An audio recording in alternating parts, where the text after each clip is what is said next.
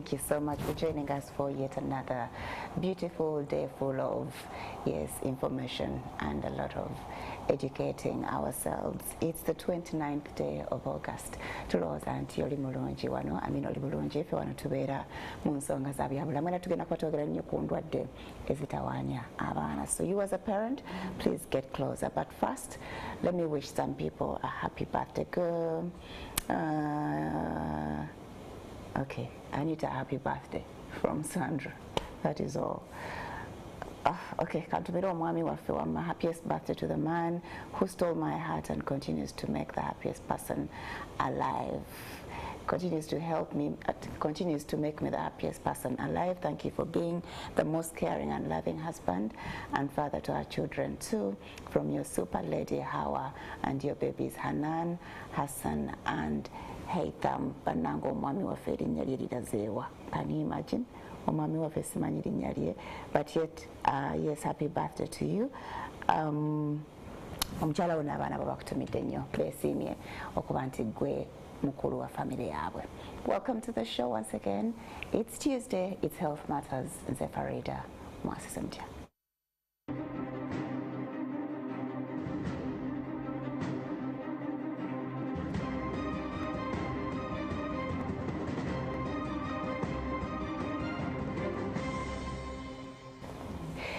All right. Yes, Tuesday ngawemutegeeza tuline Dr. Swalha Nabukeera. Okay, Dr. Swalha Nabukeera. She's all over from Manya, Waliku Children's Hospital. Tugenda kwatwogera ku infections ezitawaanya abaana. Batugamba nnyo bacterial infections. Some people don't even know what it means, but yatuteekawo emikono ne bateekamu cannula. Ne batukuba ne tuddayo n'enjera ne tudda, but tetunyonnyoka nnyo what that means. We don't even know if the cannulas are safe, because waliwo abatabagamba it is not safe to keep those cannulas on. So many different infections nga bwagenda okuba nga atumenyera. How do we prevent them? Okay. Yes. Salam alaikum, doctor. Alaikum salam wa rahmatullah. Ndi bulungi. Thank you. Jakiri emirembe. Abakyala mwegumbulidde. Munyiikidde okusoma obusawo. Nnyabo atunyiikidde nnyo era ngeri gye ndabamuko in the future nakulabanga abakyala bennyikidde nnyo mu ebintu bya health, ba pharmacist, abasawo, abakugu. Ndeba like in the future kijja kuyitirira nnyo ate. Okay, infections tutandikiddewa. Zo nnyingi tuyamba to breaking record. Ezisinga okuba serious, eziri awo ziri very common. Tutandike n'eziri common ndowooza. Kakati infection eziri common kuba katugera infection eziri mu baana. Infection eziri common nnyo mu baana tulina infection ez'ennyindo, ewira ekifuba, ofuna skin infection oba abaana bwe batera okufuna, bafuna ebiseera ebisinga bafuna n'embuto okubaluma, infection z'olubuto. Kakati I'm trying to simplify them in a layman terms. Kanaye kakati tulina ne common infection endala ez'amaaso, amaaso abaana gabasiwa kye tuyita conjunctivitis mu luzungu. Abaana bafuna kye bayita sinuses, eyo sinus, omwana alina sinus buli kaseera, omwana alina sinus, kuba myasi, naye oluusi sinus ezo zireetebwa infection. Naye kakati infection zino zireetebwa obuwuka bwa njawulo. Naye kakati obuwuka obusinga okuleeta infection ezo babuyita virus. Virus zino ebiseera ebisinga tezeetaaga ddagala. Naye unfortunately abantu ffe ng'abazadde tuba tulowooza antibiotic buli kaseera bafuna antibiotic. Bamuweeyo kamoxil, bamuweeyo kampiclox, omanyi obwo obuddagala obwo. Ate ng'ogenda okulaba nga ebiseera ebisinga zino endwadde ezisinga okuluma abaana tezeetaaga ki? Bujjanjabi. Ezisinga tezeetaaga bujjanjabi. Ky'oba okola omwana muwe nnyo kunywa, muwe nnyo fruits, naddala ebyo ebintu nga ssenyiga. Okuggyako omwana ng'otandise okulaba emergency signs ng'ezo, omwana assa nnyo, oba afunye omusujja nga mungi, oba fiva nga nnyingi, emukubye nnyo wansi, awo otandika okulowooza okay, kakati kaŋŋende mu ddwaliro. Naye ebiseera ebisinga bw'abanga ali mu kuzannya ng'akayira kakulukuta naye ng'azannya bulungi, it is okay. Bw'afuna akafiva n'omuteeka kakawero tekakakana. ng'ogenda olaba omusawo. Ate obuzibu ebiseera ebisinga bwe tulina kugenda nnyo ku pharmacy, n'otagamba pharmacist omwana wange atunda ddagala tayagala oveewo nga toguze. Ebiseera ebisinga kale sagala kukyogera bubi, n'ebiseera ebisinga bo batunulira nnyo kukola ssente. Okitegeera kati ojja kumugamba omwana alina ekiba ajja kuggyerayo kali akaddagala akisinga obeera expensive. Ate ng'omwana waaligenze ewaka n'omuwa ku caayi n'omuwako ko kalemoni n'omuwako ko kajinga omwana n'awona. Ebiseera ebisinga omusawo n'agamba this is not serious. Exactly. Kubanga bamuyiza okumugamba manage it at home.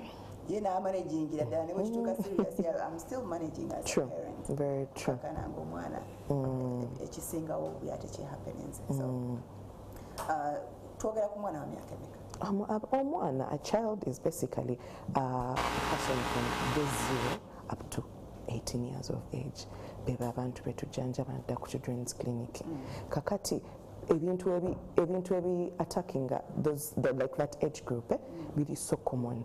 Ne kakati wagambye tugenda kwogerako ku infections eziri serious.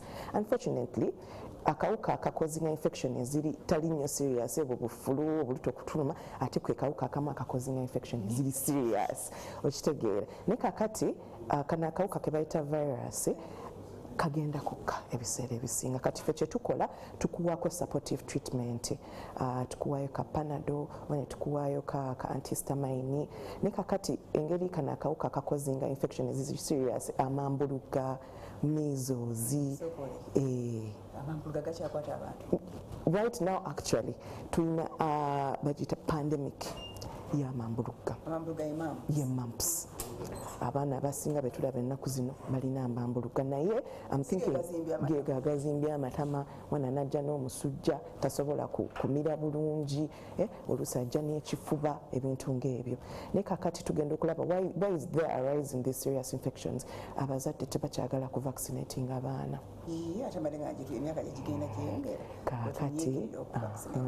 Kati anti bwe buzibu anti bagenda bawulira kati omwana we bamu vaccinatinga ate oluusi akagundi ke bamuwadde ke kagenda omubaza, which is actually not true. And that is this information kyetwagala okukola ki okugyawo mu bantu. Yeno campaign MedExpo Africa kyeyagala okuteekawo ti ennyonnyola abantu mu mbeera etegeerekeka, abantu bamanye ki what is true what is not. MedExpo Africa. MedExpo Africa company.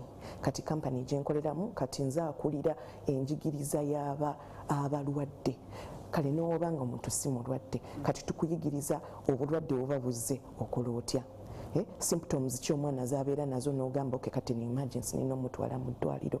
Malwaliro ki g'ogenda otwalamu omwana, ogenda kukola otya. Katugambe nti waliwo ne symptoms endala zetuba tunnyonnyola abazadde tumugamba nti kale kino it is because of this, it is because of this. Kati basically yeyo health literacy campaign gye tulimu ffe nga MedExpo Africa events, and a campaign that is not short lived kuba egenda kubeerawo for years and years and years and years coming, not just in Uganda. Abantu gye bawangira mu Kampala. Kakati actually right now kyetuliko tuli mu phase 1 eya campaign. Titugenda tubulirira abantu ku media, ku social media. We have different talks on social media about different health topics. Ojja kuzirabako ku social media ku MedExpo Africa page. Twogera ku DNA, twogera ku nsonga za bacterial infection ezo buli kaseera bangamba nina bacterial infection kyekiki. Actually I'm going to throw more light on that. Twogera ku bintu nga obulwadde bw'obukaba, twogera ku bintu nga infertility. Kati kwegamba tubulira abantu ddala what is which kuba abantu bafuna nnyo information from very many different sources, and some sources are actually not reliable. Kati ffe tuba twagala kugamba abantu what is what, where to get the proper information. Omulwadde akola atya, omuzadde akola atya omwana we nga alwadde. Kwegamba kyekyo ye campaign gye tuli mu ssaawa zino. Because specifically children? Not specifically children. Ffenna nga abantu. Okay. So badde oyagala twawulira wakati wa viral ne bacterial. Kakati viral infection zino zireetebwa akawuka bakayita virus nga olaba covid. Buli omu kyemmanyi kati amanyi covid. Naye ka virus ako kalina ebika bingi. Waliwo ekika affecting amawugwe, waliwo ka virus affecting amaaso, waliwo ka virus akagenda mu lubuto, waliwo ka virus akagenda eyo wansi. Kwegamba the viruses are so many. Ne kakati obuzibu obuliwo nti virus eno ekyukakyuka. Kyova olabanga omuntu ideally iwe yalibadde nga alwadde ssenyiga teyalizemu kulwala ssenyiga. Okitegeera? Ideally naye engeri kana akawuka anti kakati lwekyalibadde naye kana akawuka kagenda kakyuka tebika bingi kati oyinza obbanga getting infected by a certain type of virus this time around then emyezi emirala esatu negiyita ate nofuna ka virus akate nako ne kakuyisa bubi nnyo naye ogenda okula gwe ng'omwana oba ng'omuntu ogenda okulaba abantu abakulu tebatera nnyo okulwala ssenyiga ng'abaana bato. Why? Kubanga bafunye acquired immunity nga bwe baba balwadde ka virus ng'omubiri guproducing obusoldiers amanya kati anytime kano ka virus kati wekanaba kazze tujja kukasaanyaawo. Kakati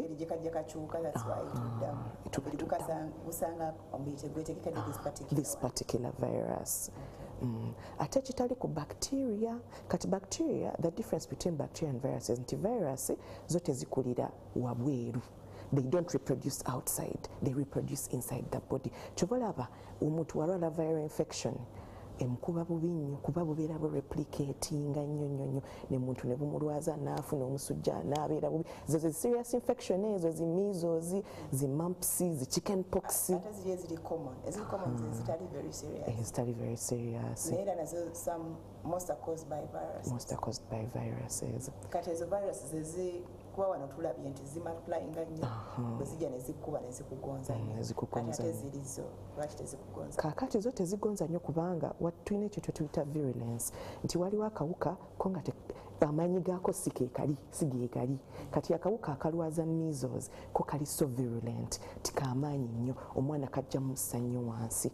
Kyova olaba tukola ki tugira abaana ne tuba vaccinatinga nti omwana waba omuvaccinatinze babeera eyo vaccine eri made up of parts of the virus okitege oba virus naye ng'efudde naye kakati we bakuba eyo vaccine omubiri gujja recognizinganga akawuka naye ate nga si kawuka okitegera kati ejja kukola immune response eproducinga obusirikale obujja okugirwanisa kakati consequently in future wobanga oli exposed to this virus eya measles oba mumps oba chicken pox omubiri guba gwina abasirikale on standby kakati ebategenda kukola ki ebategenda mukuba nnyo. That is actually how immunity in vaccines works. Kati olaba ono bamugemye buli kawuka we kayingira ono omubiri gwono kagira bugizi kati okiraba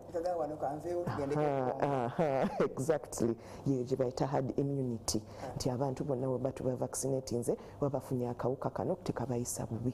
Kyobalaba nkugambye nti nno yo mumps fine engeri abaana gye babeeramu nnyo babeera ku masomero paako ku juice nange bampe ku soda they share a lot ate most viruses zino they are through droplets spreading through droplet okitegeera kakati that is why children get those measles mumps naye waba musanze ngaali vaccinated tegimuyisa bubi nnyo. Actually waliwo neka vaccine akalala abaana edda balinga balwala nnyo embiro omwana n'alwala embiro n'adduka nnyo diarrhea naggwerera abaana bo we balwala embiro ebiseera ebisinga baggwerera nnyo okusinga ffe abantu abakulu exactly kati appetite negenda omuwakadaloozi tayagala kanywa agenda afulumya bufulumya sesemya busesemi kati abaana bo whenever they lose a very high content of water bafuka so weak omwana asobola n'ogenda mu koma because of that. Actually kyova olaba baleetawo ka vaccine akarota kano karota vaccine bwebakakuba omwana akakawuka akaleeta oyo diarrhea omubi ennyo tamulwala.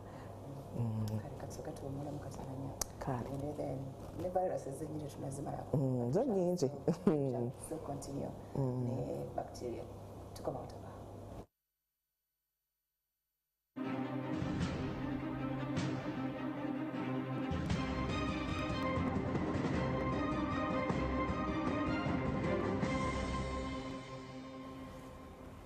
Thank you so much for keeping it. Mwase Mutya tutambula tuline Dr. Nabukeera Swalha twogera infections mu baana agambye waliwo infections nga zo tezeetaaga bambi kutwala baana mu ddwaliro all the time because some doctors ndowooza nabo mulimu abatali professional. ajajiraba nga teri serious, but they'll still give us treatment because era naye nga wagambye aba pharmacy naye ayagala akasente tekamuyitako. So tuddemu briefly otubulire ziriwo study serious that we can manage at home.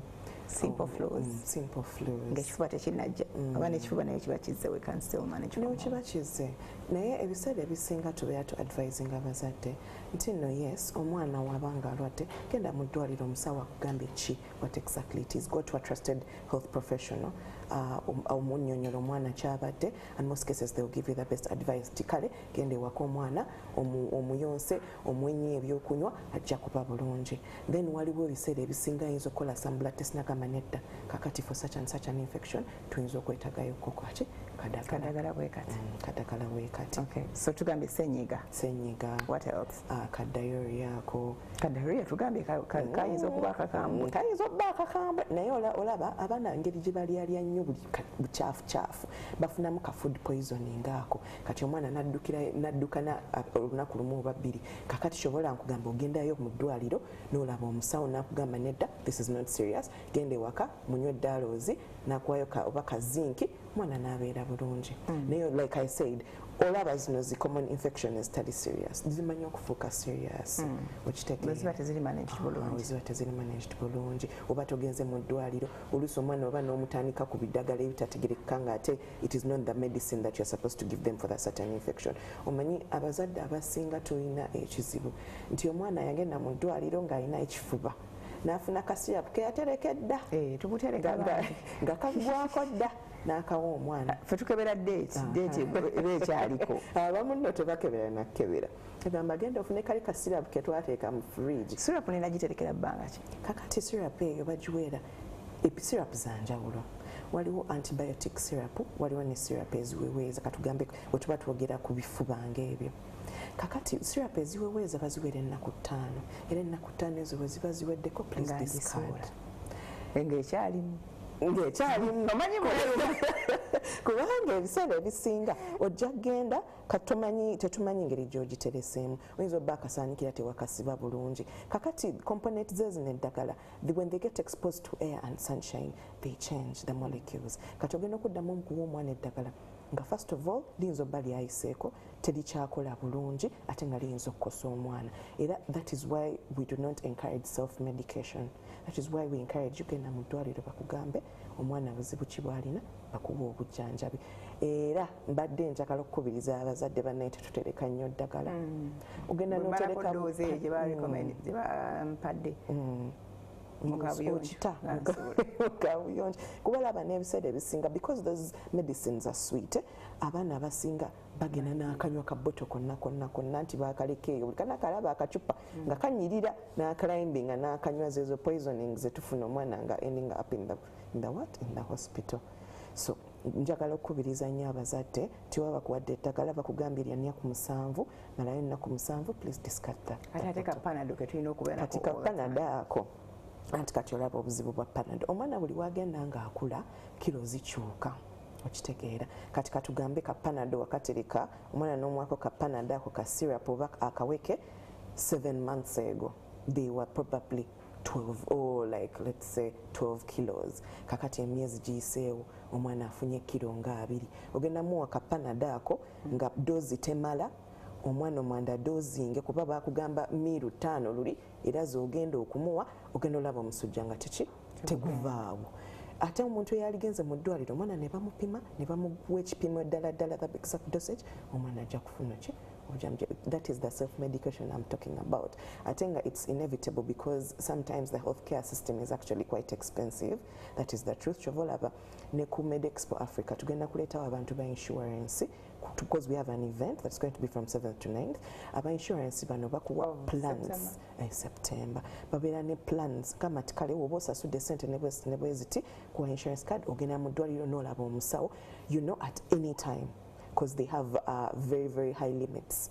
like for example omwana bayinza obba nga alinako $5,000,000 kati omwana waaba afunye obuzibu lwaki toba tomutwala mu ddwaliro n'akola ki n'afuna obujjanjabi obutuufu ekifo ky'okugenda ka famasi musawo omwana akolola ne bakugirayo ebisirapu esinga okubeera expensive naye era n'abali ku insurance oba people who can afford insurance be bangi kituufu basi be bangi abasinga okutawaanyizibwa ebyo ebintu by'okutereka akadagala kange sekayiwa be batalina insurance wewa waliwo n'abagiina naye nga akadagala kaera akatereka tayagala kwonoona kyo kyekituufu era kubanga population ya Uganda esinga they can't afford it, that's the truth.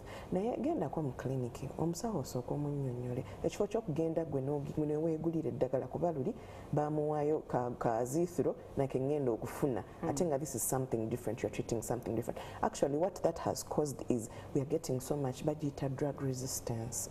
Ogenda okulaba omwana bamukapisa amadagala avudde ewaka omwana abadde tawona ogenda omuggyako omusaayi waliwo ekintu etukola culture and sensitivity nti oba kuggyako omusaayi bagugrowinga mu laabu ne bateekako certain types of medication okulaba nti oba kano kajja kujjanjaba kano kajja kujjanjaba ogenda okulaba nga eddagala kumpi lyonna omwana tasobola kufuna ki buyambi kubanga bamukapisa amadagala the bacteria has got resistant kati tasobola kujjanjabibwa. What is this going to lead to? Ogenda kulaba nga ogenda kuspendinga much more money tikati eddagala lye bagenda omuteekako ligenda beera much more expensive okitegeera bagenda kulijja sima ya Kenya ate okulituusa omwana nga tali bulungi kati those are the things that we're actually driving to because of abazadde okuwanya abaana antibiotic nga tebeetagisa antibiotic oba nga tebasoose gendako mu ddwaliro kola ki kwebuuza ku musawo. Okay. So the serious infections. Kat serious infections. Those mumps, measles, pneumonia. Waliwo ne kye bayita ettalo. So-called ettalo. Ettalo muliyina mu lusawo. Anti abantu baliyita ttalo naye cellulitis. Kati cellulitis oyo katugambe abaana bazannya kusamba nsiko biki nafunako ka prick. Kakati ako kapriiki ne kabeera conduit bacteria mwegenda okuyingira kati ate weeyingira under the skin kati netandika obusirikale ne bujja okugezaako girwanisa kati obusirikale bweba bulwanisa akawuka bufoominga ekyo kye bayita pass kati ago amasira ne gafoominga mu compartment eyo olaba mwana kuzimba omwana mbu bamuloze mbwe ettalo tebali kuba mpiso. Those are the things that we actually get at the hospital. Omwana bamuleta mu ddwaliro the abscess or the cellulitis has gone beyond than what it's supposed to be.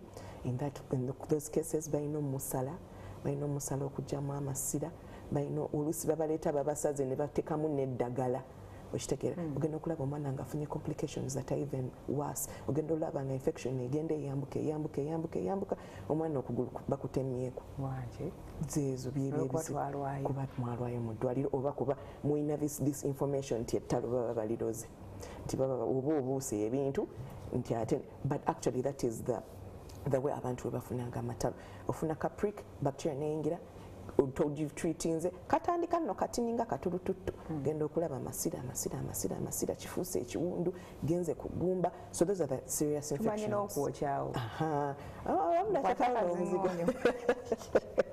Exactly. Kati waliwo n'obulwadde obulala babayita pneumonia sima oba obumanyi abantu abasinga babumanyi pneumonia kati pneumonia ono atera nnyo okuaffectinga abaana ate abazadde abasinga tebamanyi nti nno omwana waba alwadde ekifuba you need to look out for some symptoms like omwana assa nnyo. The basic symptom of pneumonia omwana kussa nnyo omwana oba olina omutwala mu ddwaliro omanyi yes twagala nnyo okukola zi home remedy naye ebiseera ebisinga tukola nnyo herbs.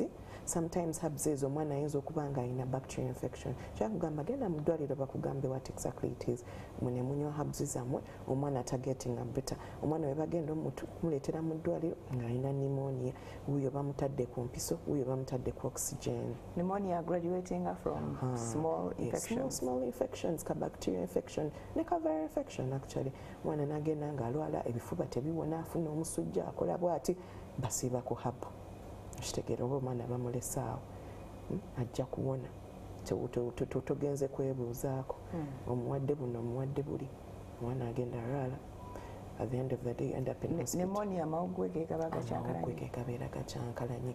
Kakati waliwo n'obulwadde obulala smart tonsillitis omumanyi yannuma n'okunno oyo kati ebiseera ebisinga alumanya abaana naye ebiseera ebisinga ono tonsillitis abaana babasanga nga balina mutu alaje otwo ebiseera ebisinga ezo tonsils zitera ozimba omwana n'aba nga tamira bulungi tassa bulungi ate zirabika za musaayi kubanga maama wange zaamuluma zannuma n'abaana bange kuliko bwe ziruma zezo allergic tonsillitis oyo kati ogenda osanga abaana abalina ezo allergic tonsillitis nga asemyasi abamu babeera ne asthma babeetakulatakula babeera amaaso gabasiiwa kati babeera mu category gye tuyita atopic diseases atope nti abeera awo era ogenda okusanga nga abaana abasinga we babeera n'ezi tonsillitis babeera n'ezo ezi allergy kati ezo allergy wezizimbye ezo tonsils kati ezo tonsils lwaki zizimba omwana wabeera nga alina allergy is basically an exaggerated reaction of the body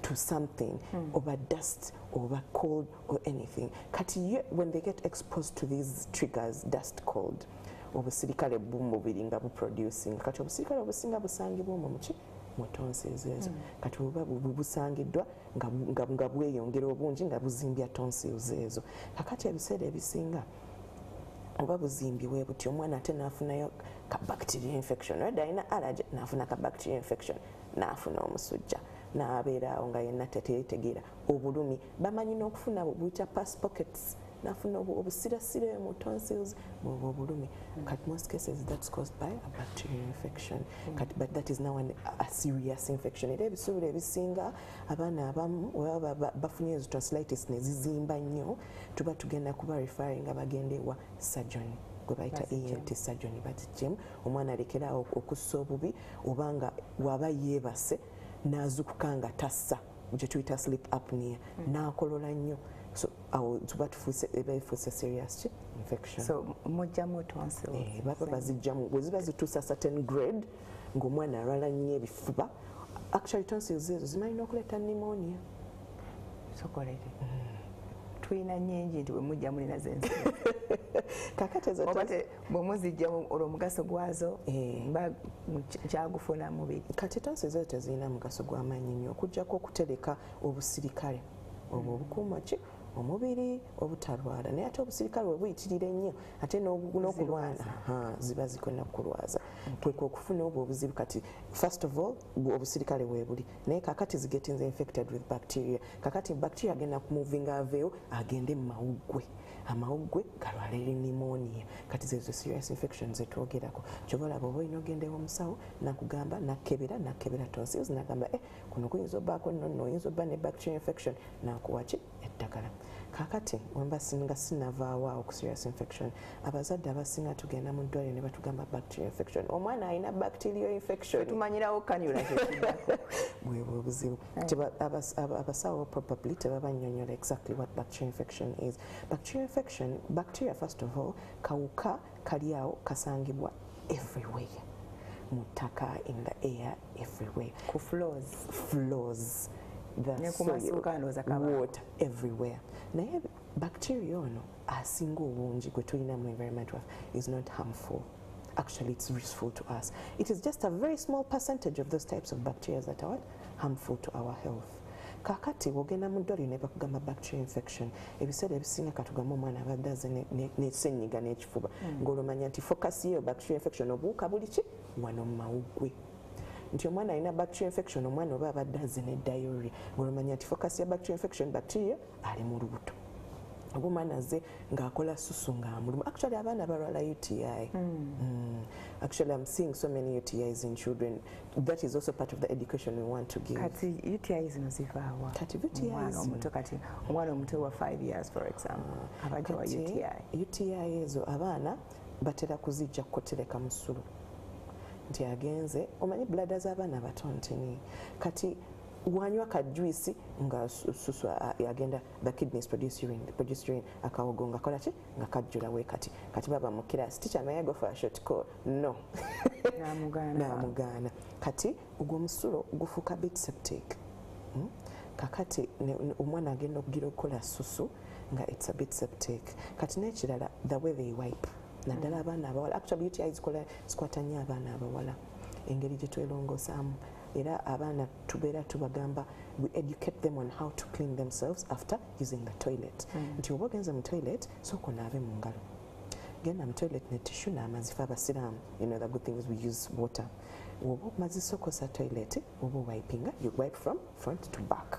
Kakati UTI, what causes these UTIs is actually from our bodies. Tuoba koze number 2, waliwo obuko obuli mu intestines obutalina kubeera mu ki mu urethra. Urethra gimanyi akakonduita kagenda kawago. Kati engeri structure yaffe ey'abakyala bweri nti kano akafulumya obucaafu buli n'akafulumya obucaafu buno buli very close together. Kakati meaning bacteria ejja kuva mweno place efulumya buli obucaafu ejja kgenda climbing eriwa waggulu. That is what causes UTIs. And UTIs are not sexually transmitted. That is what I want to tell people. Most people think UTIs are sexually transmitted, but they are not sexually transmitted. Exactly. Any itching. STD. STD. I think that UTI is itching. They just cause you pain when you're doing urination. Pain wano wansi w'olubuto oyinza n'okufunako omusujjasujja ate bwe zifuuka complicated obuuka bumanyi n'okwambuka paka ku nsigo ate ne bukola ki ne buaffectinga ensigo. Kyova laba omwana waaba akugambye nti mami susu annuma nga mukola, genda mu ddwaliro bakebere susu bamuwe eddagala. Kuba it can actually cause what? Problems in the near future. So bacteria, endwadde ezireetebwa ka bacteria mulimu ebyo ebifuba nga virus nazo. Kuba bacteria affects every part of your body okuva kaviiri paka ku ggumba. Nti ojja kufuna omanyi abaana abantu bafunye ebizimbazimba mu nviiri babasaza enviiri n'azimbazimba. That is bacteria. Machine ebateri clean. Ebateri clean. Nga kati babasaza oli ne bajja ne basala gwe nga tebadisterilize, that can cause what we call folliculitis. Affecting amaaso. Bacterial, bacterial conjunctivitis. Bujonjo, ebinyinyi obimanyi, kuzimba, kufuuka red. Affecting amatu.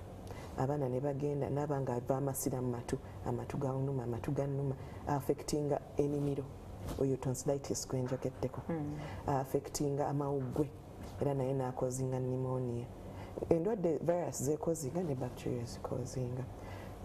Oyinza ofuna typhoid. Oyo typhoid. Batugamba okufuna typhoid oba olidde obubi oba olidde pupu. Okyanekinze wasi. It is what it is. Right. Obenga yebuuza pupu namulidde ntya nze omuntu omukulu.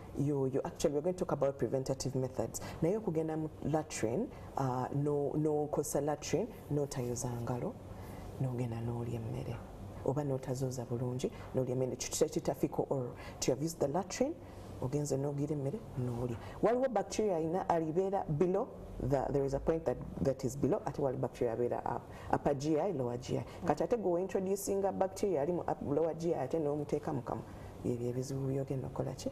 Okufuna ebiseera ebisinga. Naye nga so tekiba nti waliwo akantu akasamuse ne kagwa mu byokulya bya just engalo naye engalo ojjukira saa tezaakutteko mu pupu. Omanyi otya? The way they wipe. Actually ebiseera ebisinga abantu abatufumbira emmere, we need to make sure they have proper hygiene. Oba oli wajja genda akaana omumanyi nawe tonyenyera afa omumanyi naawe akaana keyononedde wali akasangudde akutte matoke aganyize, you know that kind of situation, very very unhygienic. That is where people get typhoid. And by the way, one thing I want to say, they don't just diagnose typhoid. Typhoid is diagnosed through bakujjako stool. Ojjukira ebyedda nti bantumya akatebe, it's not katebe, it is your stool. That is how they diagnose typhoid. Tebadiagnosing a typhoid mu musaayi bwe buzibu ky'ekintu kye. This is the patient education we want to give people. Nti omuntu okudiagnosing a typhoid balina kujjako ki? Stool sample ne bagitwala mu lab ne bagikebera. Era ebiseera ebisinga bagamba typhoid mu ddwaliro. Typhoid egira symptoms eziraga typhoid. Kati symptoms eziraga typhoid ebiseera ebisinga okufuna ogwo omusujja gw'ekiro, olubuto okuluma, okubeera awo ng'oluusi oyinza okufuna constipation ate n'ofuna diarrhea. Ebiseera ebisinga edda balinganga omwana wafuna omusujja mu malaria, typhoid, brucella, byebyo ebintu bye balinga basinga okudiagonizinga. Naye lately we have so many laboratory tools. Bakujjako omusaayi ne baguteekamu eno machine, ne bateekamu eno machine, ne bamanya nti okay ono alina bulwadde bwe buti. Naye ddanga buli kasujja omwana kafuna malaria, typhoid, malaria, typhoid, ne balyoka bakika abantu eddagala. Genda okusanga nti actually because of that people developed resistance to those drugs. Era tetukyazikozesa ebiseera ebisinga kuba tezikyakola kuba abasawo abasinga balinga badiagonizinga typhoid ngate omuntu talina na typhoid ayinza obba nga ulcers ezimuluma. Actually wetuba twogera ne typhoid mu covid anti making skills abamu wetu twatandika okumanya mtu yina covid ogenda mu ddwaliro tebakugyeko store ne bakujjako omusaayi nagawo ina typhoid. Onyumizaako omuntu, can you imagine I have typhoid? Omukazi omukula nga ddayo bakebere covid. Actually that is very true. Ate nga ebiseera ebisinga oyo typhoid fine ayinza obeeramu naye nga tebakoze proper tests. Naye ebiseera ebisinga ekirumya abantu embuto ulcers. Ate abantu kyebatamanyi nti ulcers zireetebwa kawuka ebiseera ebisinga. Akakawuka era nako tukaliira mu mmere nga typhoid. Era ogenda okulaba ennaku zino abaana abato myaka 5 omwana olubuto lumuluma agenda omukebera nga alina akawuka akaleeta ulcers.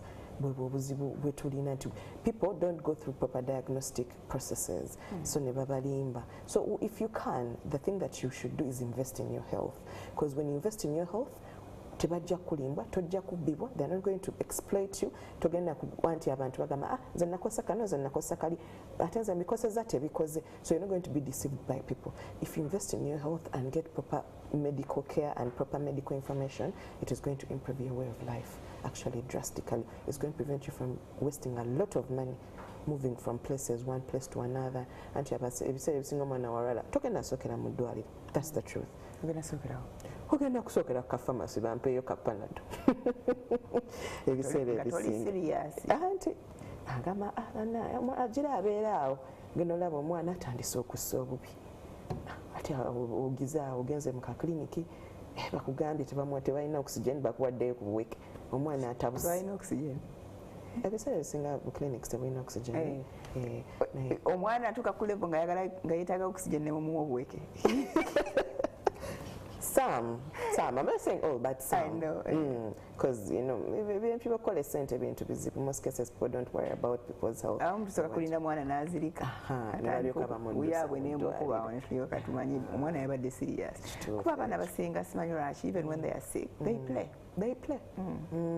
Naye mala okuzannya olwo ate ffe tulaba nti azannye tulowooza omulamu.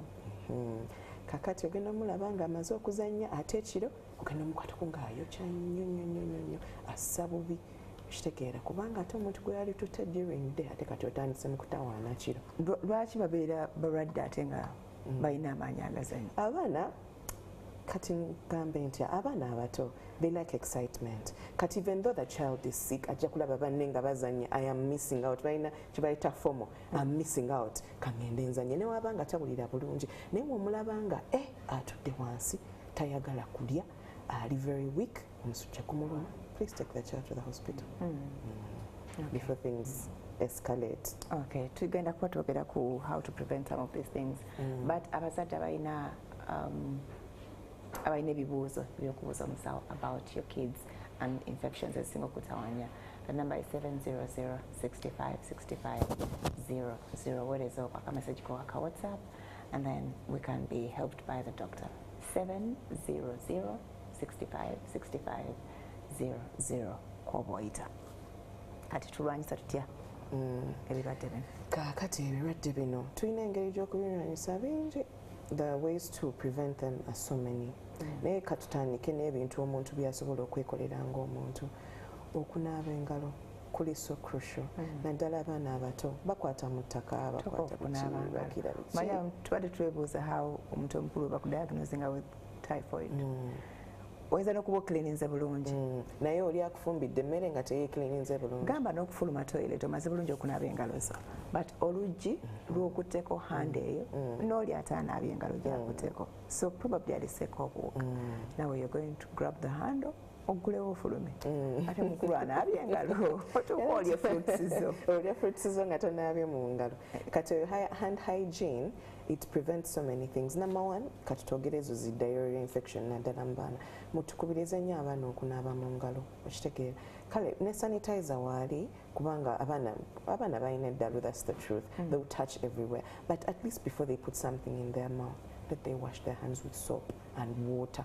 Kuba tomanyi mwana kigwa akwatiriddewa so that we prevent these infections. Kati nekirala kyenjagala okukubiriza nnyo abazadde nti omwana waaba naddala ba adolescent bano kuba babeera ne hormones nyingi, they be susceptible to certain infections okitegeera omwana waaba nga tannabakosa toli naddala omwana omuwala that they wash their hands with soap. Tannaba then ne waaba nga amaliriza kuba jjukira you're going to clean yourself both with water and with tissue okitegeera so if ate osanga ng'engalo zo ziri dati ate nabwo bagenda leeta buzibu bulala. Okay, tugenda kumulamu katono, then we continue with the preventive and the treatments. Enamba 8700 65 65 00. Send a WhatsApp message with whatever question you have about infections in children. Tufune okudibwamu. Tumulamu, please don't go away.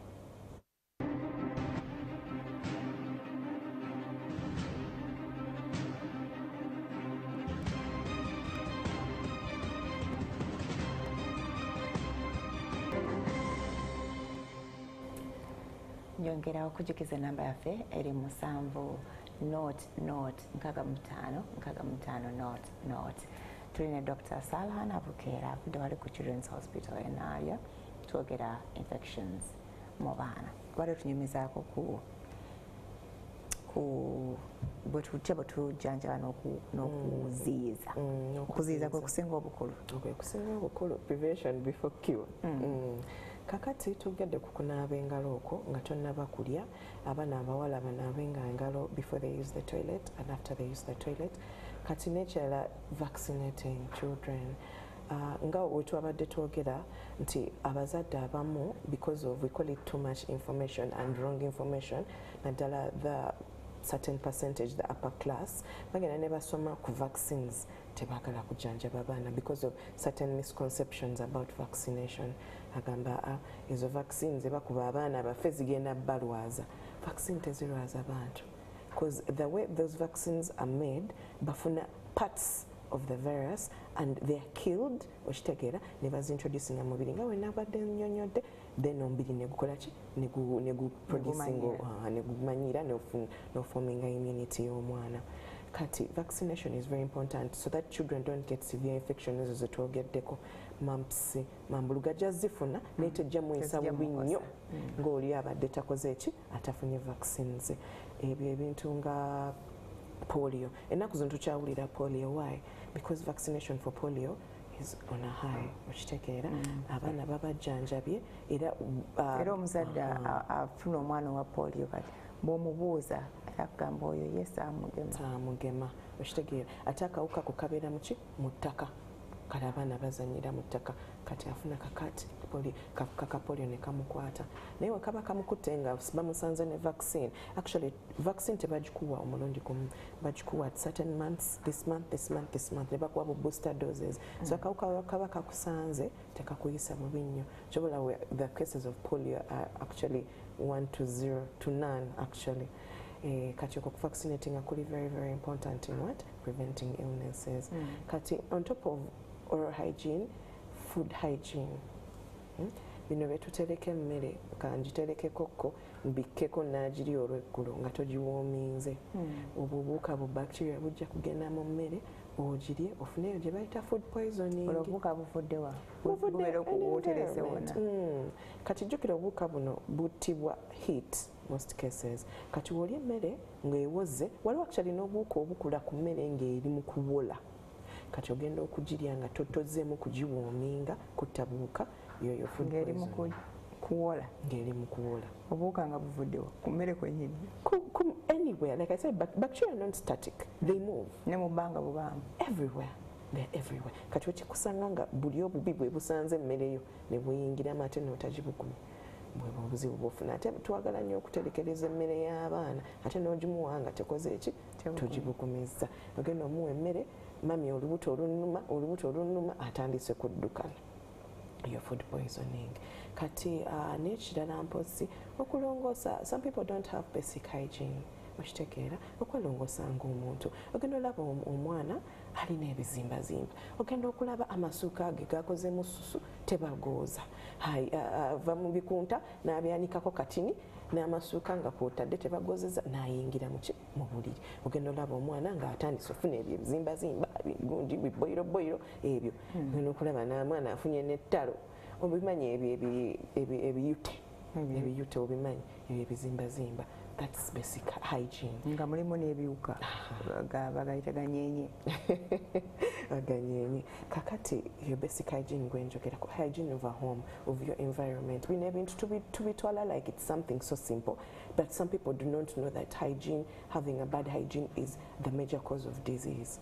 Yes, fine. Woba omuntu olwadde ng'obungawo your virus infections ofunye oba building immunity, fine. Naye ate n'okuyitiriza nnyo obucaafu nakyo si kirungi.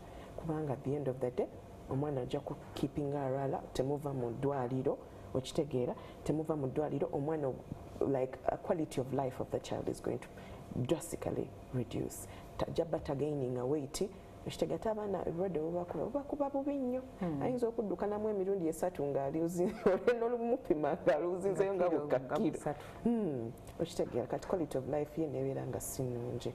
So when you mean quality of life, ne mu maaso eyo ng'akuze, exactly, obwongo for example, does it affect the mental? Yes. Over getting infections, omwana ng'omwana nti omubiri guba gugenda gugulwanisa buli kaseera. It puts so much energy in fighting disease that you would have prevented instead of building the body. Kati building the body, omwana first of all talina appetite, tajja kulya. Tagenda kulya proteins that are responsible for building certain parts of the body. Ogenda labanga the impact on the child, agenda kubanga mu class tasoma bulungi, tazanya bulungi nabanne, ali awo ye eva yabeera mabega. Okitegeera. In the long run, these things have actually effects. That's what one thing people don't understand. Nti omwana wabeera alwala nnyo because of things that your parents do probably, agenda kubanga quality of life tegenda beera bulungi. Alwala tagaining a weight, talya, tasoma bulungi. So be affecting n'okusoma. Yeah, we're affecting the way that you actually omwana bwa progressing in their education at the end of the day. Kati mpozo kweyongerayo ku other preventative methods, tugambe hygiene, kati waliwo ne oral hygiene, of course. Abaana tebagala kusenya mannyo bamanyi, but as a parent you need to take initiative. Kuba at the end of the day muno mukamwa muno olya obuwuka, olya emmere, fine, nene mumwa mwennyini mulimu bacteria, ne kati bacteria wobeera nga tosenya kumukendeezako ku bungi bwabo, ogenda tandika ofuna ki zi cavity, all those things, obeere nga ofuna zi cavity, ofuna gum diseases. Now the bad thing about infections of the mouth are very dangerous. You see how the mouth is very close to the brain and to the heart. The bacteria that are in the mouth can actually move, nezigenda ku mutima oba nezigenda ku bwongo, nofuna kye tuyita meningitis oba nofuna obulwadde bw'omutima, naye nga it's coming from poor meningitis yeno eyamukapaka ku bwongo. Kati ku mutima n'endwala kyolo bakifuna endocarditis, bakiyita endocarditis, naye egenda ne munda mu compartment z'omutima bacteria ne buyingiramu ne bwaffectinga valves. Ogenda olaba omwana nga alina kye bayita mama. At the end of that, mama ogenda mu ddwaliro ng'omutima tegukuba bulungi, omanya nti waliwo buvalve, ojjukira buvalves obwo bwe twasoma bufunyweko obuzibu, ate obutandika ofuna obuzibu omwana nga omutima gugenda gufailinga mpola mpola, something that would have prevented because of proper hygiene. byonna biva ku infection, something that comes that is so preventable. The things byetegeddeko nga chicken pox. Kati chicken pox, which is also common in children. Chicken pox ono nga wetugambe, it's among the diseases that are they vaccinate against so that they don't get serious infections. However, you can also get serious infection. Kati abaana ebiseera ebisinga immunity ye webanga si nnungi, jjukira abadde alwala buli kanaku, because ideally omwana batera ofuna bino ebirwadde. Fine, on top of the immunity gye bafunye through vaccination, they also get natural immunity nga bamaze olwala. Kyova olaba abantu abakulu tebatera lwala measles okuggyako nga teyamulwala nga muto. okitegeera. Kakati wekusanga nga omwana musanze abadde talya bulungi, alwala ali bubi nnyo nemusanga nemukuba nnyo ate nga tewamukola ki tewamuvaccinating nga namuvaccinating, ogenda olabanga the way how that disease is going to treat them is going to be so bad. Okitegeera, they're going to get very bad fevers, very bamanyi n'okufuna organ dysfunction, no, not failure as such, affecting some organs, spleen, okitegeera, mu lubuto, skin. It's not very good. But if you had prevented it by number one, isolation. Omwana waba alwadde namusuna mujje mu banne agende ye abeere mu room ye bamujjanja bamuteeka calamine lotion abamuwaddeyo ku ddagala basanze nga virus gye bamukebedde causing chickenpox eri so high ng'okola ki nga bamuwetakala naye isolating. That's also another way of preventing disease. Waliwo antiviral. Baji tugema fenga tuli bata. Nedda. Actually there are some of these. Yeah, a bit new. Kubanga nze mama age yali munyikivu mu kugemesa. Naye nalwala chickenpox. Omulwala. Kuba tewamulwala nga oli muto. Ate yajja because of low immunity because I was pregnant. Yeah. Kakati kyekyo kyembadde njagala okwogerako ti abaana omuntu bw'olwala ng'oli mukulu such diseases ate ne bakusanga nga you are not vaccinated zitera okweyisa obubi ennyo more than what abaana abato. Kuba abaana abato bwe baba vaccinating nze ebimuluma weeks 2 ng'ateredde ebiseera ebisinga kati mu government hospitals vaccine gyeri bagikuba at what stage? Kakati we have an immunization schedule. Yo mpanvu, it's another topic of its own. Kuba kati there are actually so many diseases they are vaccinating against. Ogenda okebera abaana abakyala abazadde nekeberanga waliyo vaccination doses nyingi eza polio, measles, mambuluga, rubella. Actually talking tezaaliyo. Naye these vaccinations are good. Why? Abaana abasinga we baba balwadde kati ebiseera ebisinga we shall see that lately in a certain class of people abazadde tebagala abaana babwe kubeera outside to interact with others, be in dust. Ate tebamanyi these are things that help boost immunity. Kakati ogenda olwalanga ogenda osanga mwana waaba afunye obulwadde obwo ku ssomero bumuyisa bubi nnyo. That is why we give them that vaccine to give them that acquired immunity from the vaccine. Eyo nimokoko akozinga pneumonias. Okitegeera abantu abalina sickle cell ate bo bamwetaagira ddala kuba they are very prone to getting certain infections from those types of what? Bacteria. So abalina okuba vaccinating. Immunization schedule yo mpanvu tetujja kusobola gimalayo leero. Ate nemukoko government temuwa. Kakati nemukoko there are some vaccines that are actually paid for and some vaccines that are not paid for. But there are actually some NGO facilitated government facilities that sometimes provide those vaccines. Actually most vaccines nga twogedde ku vaccines ezo waliwo ze basasulira ne waliwo ne batasasulira. Waliwo ze bayita painless, waliwo ze bayita painful vaccines.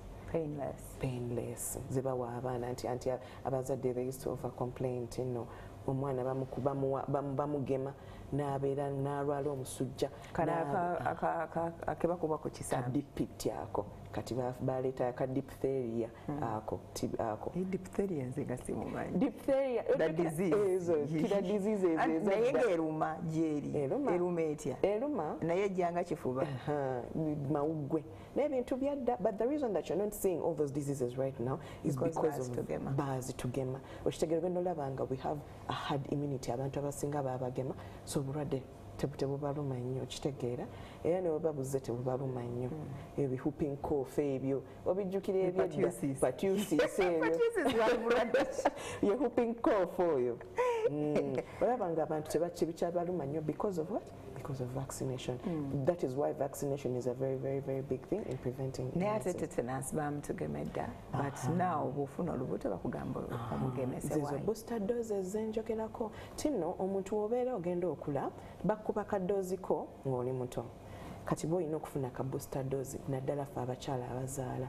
Why? Nti ebiseera ebisinga baba omuntu waba agenda zaala tetumanyi oba baba bagenda mulongoosa oba tebagenda mulongoosa oba bagenda mupasula oba bagenda mutunga.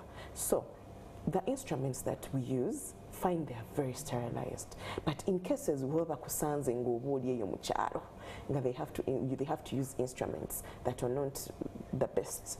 nga bakulongoosezza, you're not going to get tetanus. Kati the reason why they keep giving you tetanus shots is those are booster doses. Nti omubiri gubeera baba bagujjukiza okukola ki okufoominga obusirikale to be on standby, especially when you're what? When you're pregnant. Ti bw'oba buzze osobola bulwanisa obulungi. Actually tetanus yattanga nnyo abakyala edda.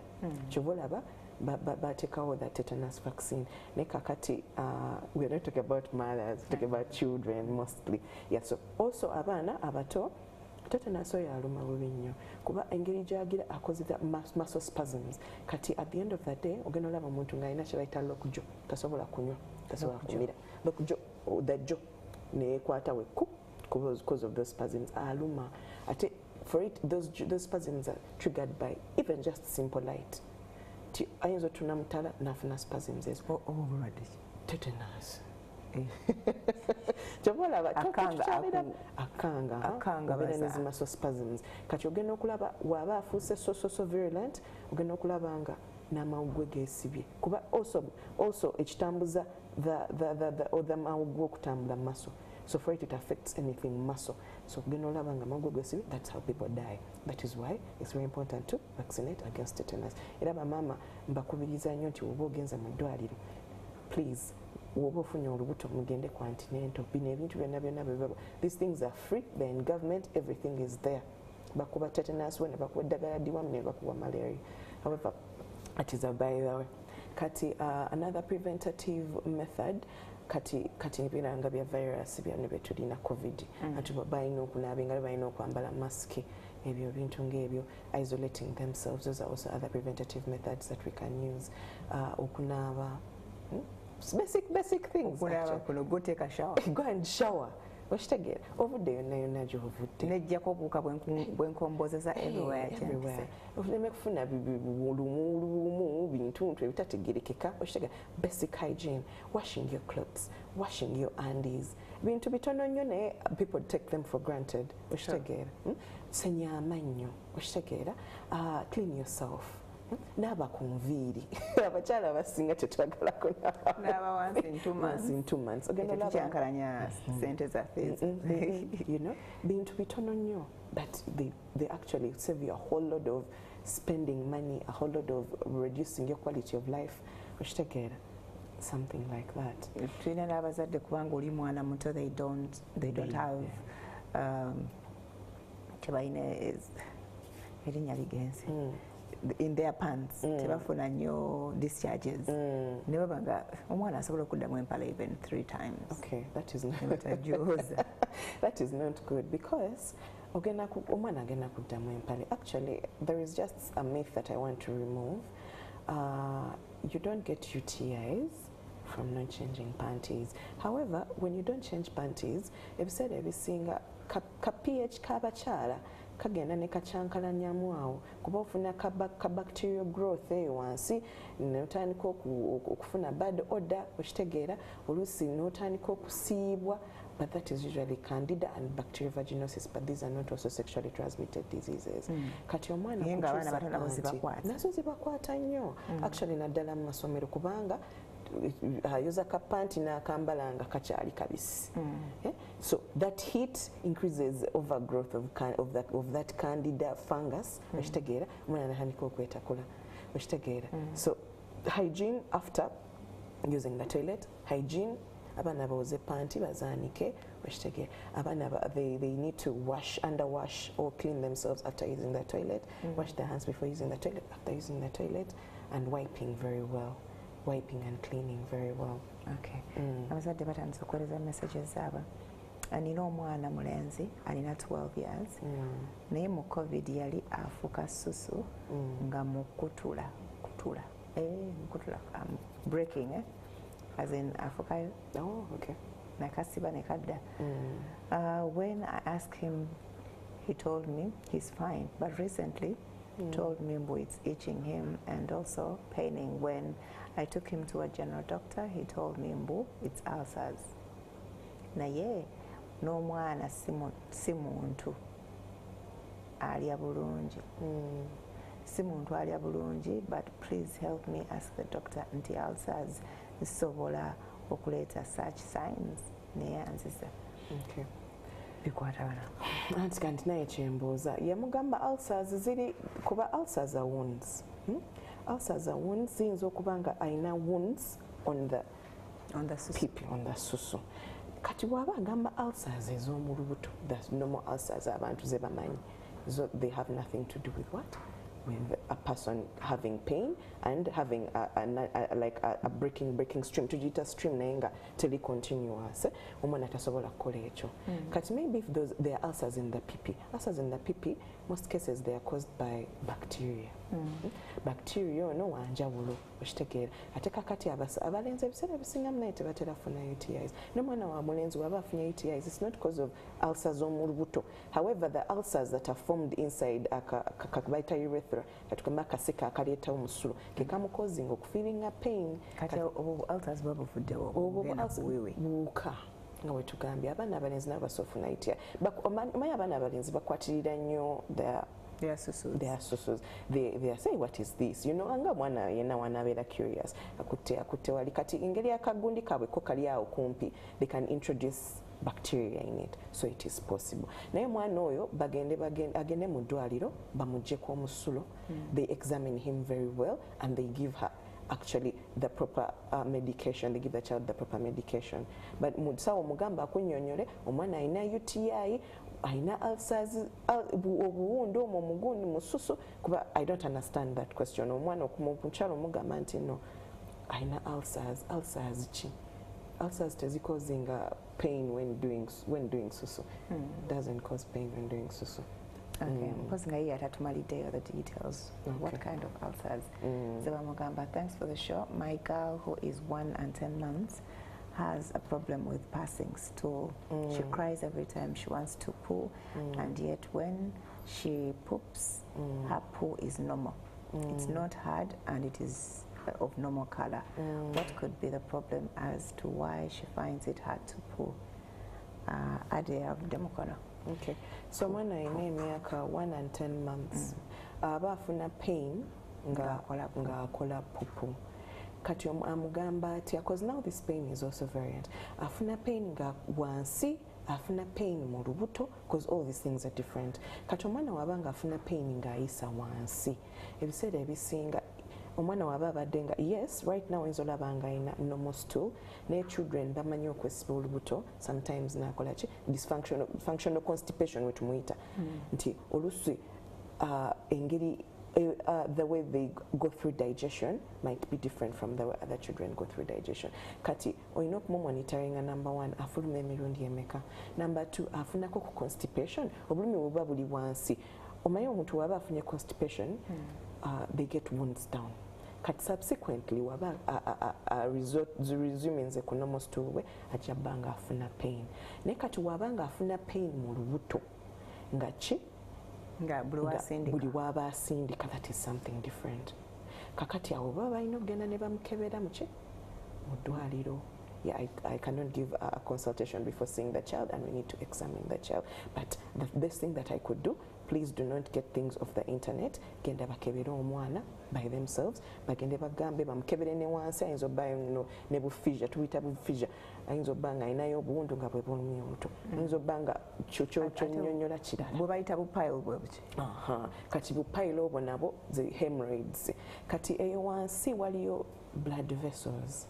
Kati blood vessels eno buli omwana wabeera nga straininga buli kaseera obanga emmere gyalya kawunga muwogo bijanjalo tanywa amazzi, they get constipation. So it's caused by chronic constipation. Kati because the child is always straining to void, abeera a straining anyogena mu toilet, kakati these blood vessels become big, they get engorged. Genda kalabanga ki kagetinze engorged. Kati buli wobeera oyisa nga they get wounds.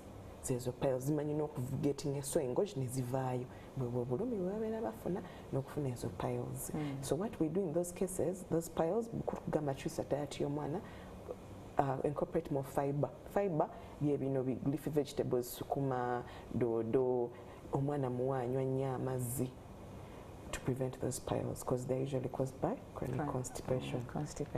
Naye omwana bamutwale mu ddwaliro bambi basooke bamukebere. Nekirala doctor is njawulo ki eriwo kutwala omwana ewa pediatrician ne general doctor ketubeera tulowooza fe abantu ba wansi general doctor wasobodde okujjanjaba abakulu n'omwana kuseereza ligenda mugga then obawo noono nga specifically w'abaana kati wali oluusi oba consultation kaba waggulu oli nagenda yenna aliwo yaba amukebera kana general doctor treat children bulungi satisfactorily nga oli. Yes, kakati nga everybody nga olaba people in all different professions wabeerawo abakuguko okusinga ku bannaabwe. We're talking about general doctors, not pediatricians. Waliwo abakuguko okusinga ku bannaabwe. Waliwo ba general doctor, waliwo ne ba clinical officer, bonna banjawulo. Kati clinical officer yasooka, then omutendera oguddako general doctor, then omutendera oguddako pediatrician. Kakati ono general doctor janjaba buli omu. Ne kakati kwegamba they treat everybody. However, pediatrician is a specialist in just children. Baana bokka bokka. Of course, consultation yagenda kubeera wagguluko, but they can also treat your child better. That's why we have pediatrician specialists clinics. Nti gwoba owine ekizibu nga omwana omugenzi wa general doctor takikozeeko era naffe ba general practitioner tusobola okurefaringa ewa pediatrician oba ne tukurefaringa ewa ENT surgeon. So buli omu aina kyasobola okukola wali ono general aina knowledge about almost everything naye oli yakuguka mu baana specifically mu baana naye tekitegeeza nti nono general doctor tamanyi by'abaana byonna aba abimanyi naye oli yakuguka nnyo mu baana era y'okumulaba kafiike kabeera bit haya naye mu government hospitals there are pediatricians, very many of them actually. Era osobola okugenda mu government nene Naguru, Masaka, everywhere they are there. You can go and say, oh, please, I need to see a pediatrician. Obviously, they need actually a specialist. They refer you to a pediatrician. Togera ku bantu abatasobola affording a private, private consultation and private clinics. All right, let's take another breath. That's a comment. We'll go through your questions. Thank you so much for keeping it MWASUZE MUTYA. Kujikiza number 700656500. It's a comment.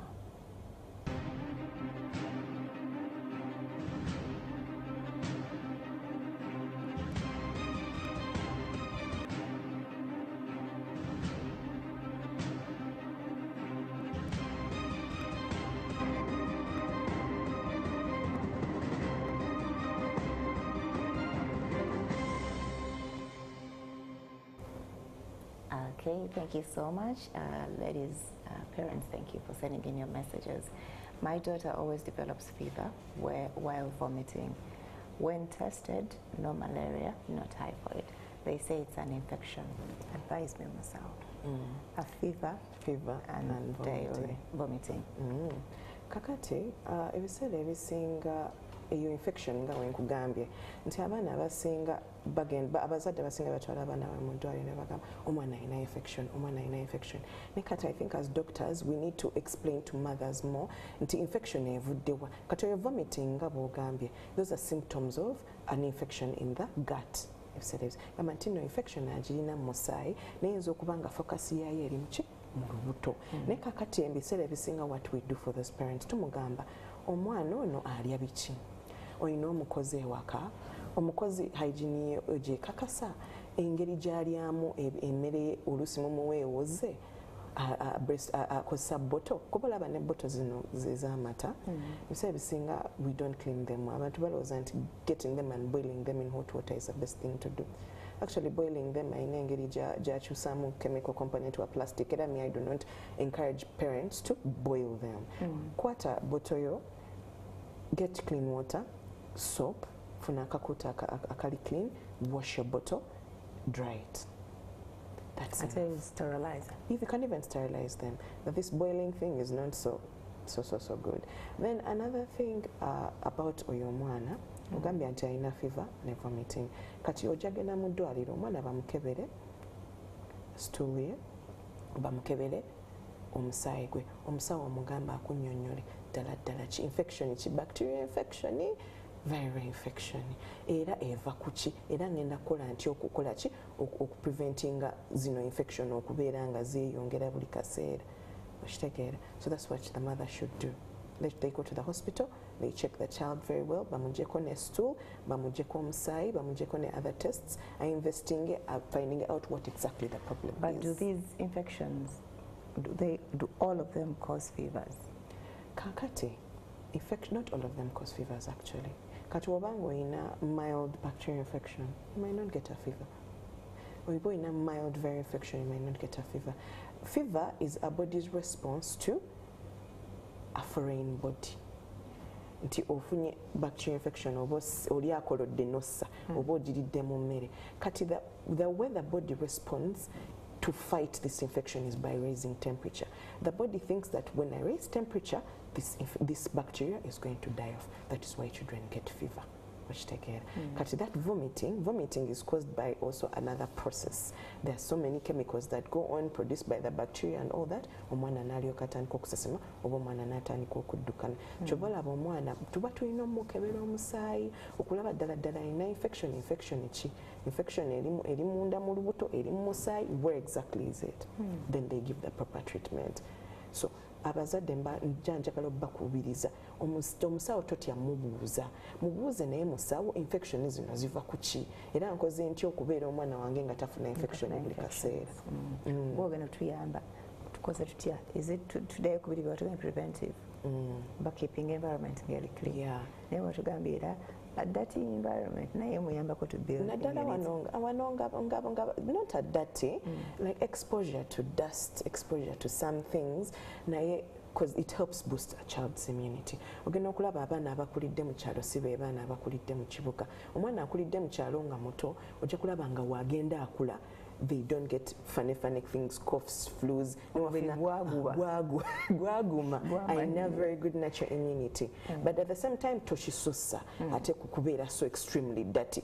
Kuba omwana ajja kufuna viral infection bwe bujja kugenda building immunity. Ne bacterial infection zino fine ajja ku building immunity naye zo ataziyisa bubi nnyo abaana. Ekyo bulaba zo zeetaaga eddagala. Naye viral infection ezisinga tezeetaaga ddagala. Bacterial infection zeetaaga antibiotic. Kuba kana akawuka ka bacteria it multiplies anywhere, anytime. So you need to kill it. All right. My 18-month-old girl has on and off ear itching. We visited a hospital and they told us it's allergy. Amatugasiwa. Yeah, amatugasiwa. Also managing allergy, no sicham. It's not easy. Yeah, we had a doctor recently, an ENT specialist here. You can refer to that show. They can actually refer to that show. From YouTube. My boy got flu when he was 2 weeks old and Musao told me to do exclusive breastfeeding. He's now a month, but the flu hasn't healed yet. Okay. From 2 weeks to a month, those are a whole 2 weeks of flu. Kati ebiseera ebisinga actually you go to find your mwana waaba afunye flu or your flu atagenda for more than 3 weeks is due to allergies. Era ogenda okulaba omwana nga agenda akula yes alina flu naye kumakya afuna ebyasi buli kaseera ye takulayo atape gwenjogeddeko most cases we call it allergic rhinitis. Kakati kyokola ojjawo zino ebintu ebitriggering ezo allergy mami making sure nti no ewaka olongoosawo bulungi or dusting, damp dust the place, dust the surfaces. Omwana waba asula mu kisenge temuteekamu ngoye ziri compiled kuba buli woogira zino engoye n'ogira bwoti dust in the room. Omwana nafuna flu nafuna senyiga. Make sure the room they stay in is very well ventilated. So naturally, I think those are allergies. There's a flu. Now you just continue exclusive breastfeeding for that child. Omwana wabanga enyindo zizibikidde nnyo genda mu ddwaliro bakuweeko ka drop omwana kamuyambeko okuteeza enyindo. N'ebiseera ebisinga those are usually due to what? To allergies. Kyobala omwana kasenyiga ako tekagenda.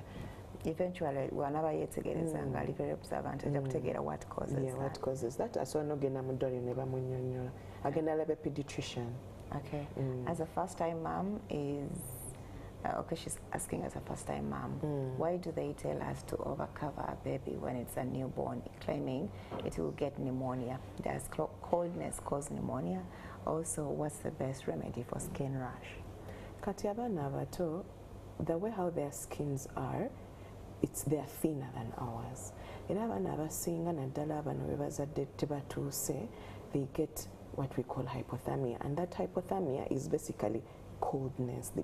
Bayitamu empewo okitegeera ne babeera cold ate kyekisinga okutta abaana kyova olaba kati gwe ng'omuntu omukulu kaleeya kwebisse omwana aba yeetagako kaleeya akalala naye ate temususa nnyo kola kikubikka nnyo baana omwana n'omubikka n'abeera nga ali mu ttanuuru that is not good why omwana ajja kuba aswetinga nnyo ajja kufuna rush heat rush eyo kati olaba ekigoye kye weebika nga weebase just add on just one more layer that is enough for the child so 2 layers of what you an adult use to cover yourself that is enough for a child temubabikka nnyo naye waabanga omwana premature that is a different case premature ate tumugattako 5 nedda oba yaba alina kufunako layer alina be alina much more warm place kuba the skin is not yet well formed they can easily lose heat and when they lose heat that is not going to be good for them kuba ebiseera ebisinga ekisinga batta.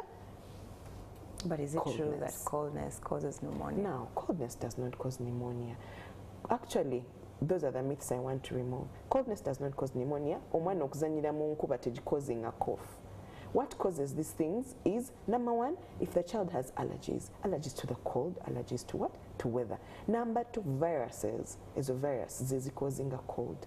However, omwana wabeera nga ali nnyo mu mpewo. Omanyi bino bitutambulanga mu bbaasi ebyo, empewo n'ekufuuwa nnyo. You are basically breathing against wind. Remember, droplets are carried through air. Kati, obviously, ogenda obanga ova mu traveling, ogenda olaba nga ate ofunye ekifuba. That's what causes it. But because the coldness doesn't cause pneumonia, it is the viruses that cause pneumonia.